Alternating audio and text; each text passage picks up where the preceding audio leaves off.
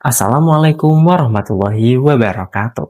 Salam sejahtera bagi kita semua. Let me ask you a simple question. Ketika kita mendengar kata bencana, siapa yang pertama kali terlintas di benak kita?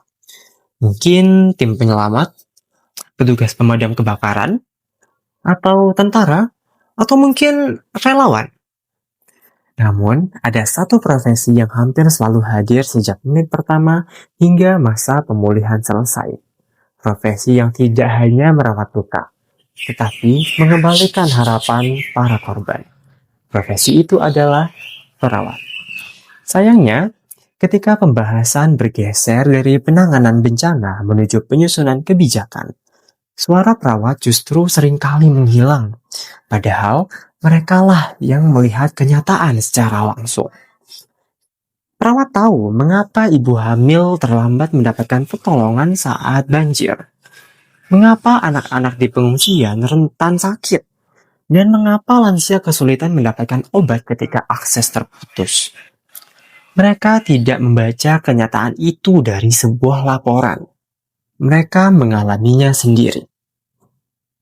Lalu, saya bertanya, mengapa suara yang paling dekat dengan kenyataan justru yang paling jauh dari ruang pengambilan keputusan?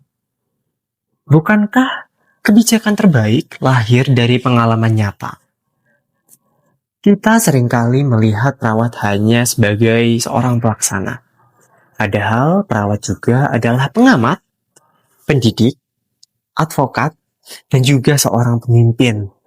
Di lapangan, perawat tidak hanya memberikan pelayanan kesehatan. Mereka mengatur prioritas, melindungi kelompok rentan, menjaga kesehatan masyarakat, dan memastikan pelayanan tetap berjalan di tengah keterbatasan. Pengalaman itu bukanlah sekedar cerita fiktif saja. It is evidence. Dan setiap bukti layak didengar. Jika pengalaman para perawat menjadi dasar penyusunan kebijakan, maka kita tidak hanya membangun sistem yang lebih cepat merespons bencana. Kita membangun sistem yang lebih manusiawi. Karena ketahanan bangsa tidak hanya ditentukan oleh seberapa cepat kita bereaksi. It is determined by how well we prepare. Saya percaya, menjadi penentu kebijakan bukan berarti meninggalkan jati diri sebagai seorang perawat. Justru disitulah makna merawat menjadi lebih luas. Karena merawat bukan hanya dilakukan dengan tangan, tetapi juga melalui keputusan yang mampu melindungi ribuan, bahkan jutaan orang. Hari ini, kita tidak meminta agar perawat mengambil alih semua keputusan. Kita hanya meminta agar suara mereka didengar. Karena suara seorang perawat tidak seharusnya berhenti di samping tempat tidur pasien.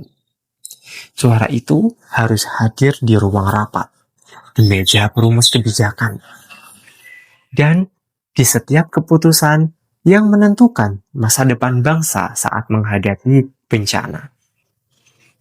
Because in the end, a nurse doesn't only save lives during the crisis.